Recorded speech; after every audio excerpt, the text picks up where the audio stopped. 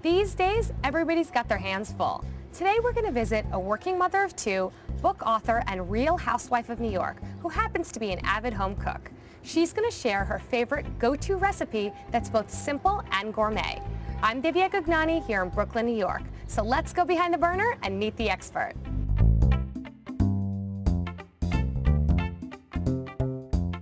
So I'm here with Alex McCord. Alex, I see lots of Asian ingredients and some chicken. What are we making? We are making wok chicken, and this is one of my favorite recipes that is quick and healthy and something that when Simon and I come home at 6 o'clock, we can have on the table in 30 minutes or less. I would like you to chop the chicken into chunks that are bite-sized, please. Okay, bite-sized, I can do that. Yep. Not hard for me. The reason we're doing bite-size is that they will cook evenly. We want to make sure that they're all more or less the same size so that they cook evenly and we don't have any little raw bits. We don't like that. We don't like raw bits. We want cooking evenly, and we also, for presentation, want it to look nice. Exactly. So now that I've chopped the chicken in bite-sized pieces, I'm going to hand it over to you for the marinade. Let's get it in the bowl. And then I'm going to put the soy sauce and the sherry in and swish it around a little bit. Love those flavors.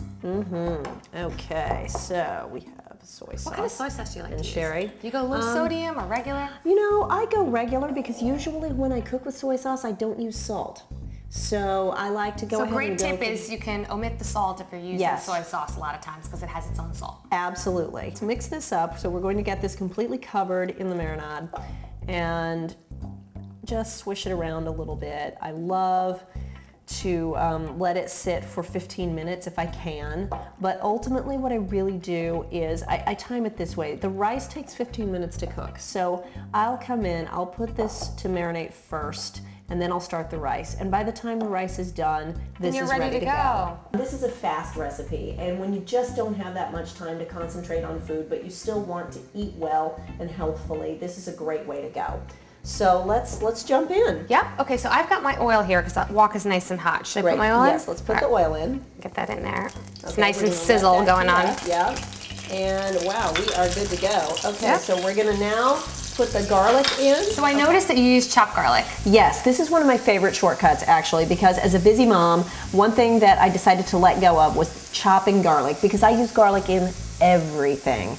I buy organic pre-chopped garlic, and this way, you know, I'm using 4 tablespoons in this recipe, and that would take you a good 15 minutes to chop all that. So you save time and effort, and you just go with the organic stuff so you feel like you're doing right. Absolutely. This has been marinating for 15 minutes. We're going to put the chicken in. Our sherry and soy. Yes. Great combination for good flavors. Thank you.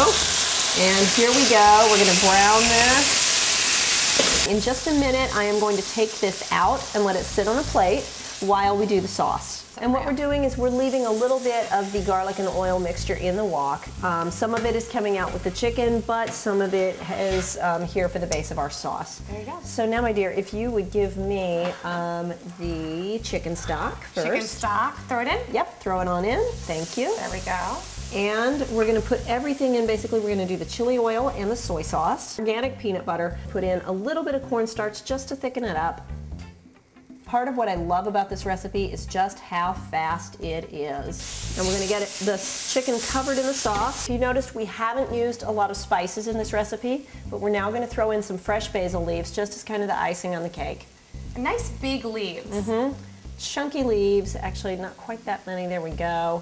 That's good. We're going to swish it around just a little bit. Okay. And we're going to turn the heat off. Oh, I love that. And I know why you're doing that, but tell me your secret as to why you turn the heat off when you add basil. I like to add basil at the very end and turn the heat off and cover it so that the steaming action lets the flavor infuse with the rest of the recipe, but you also retain the color. So what I usually do is I will serve the rice out in kind of a donut and put the put the chicken or whatever it is that I'm making in the hole. Perfect. So I'm going to give you some chicken to put in there. And I've got it right here.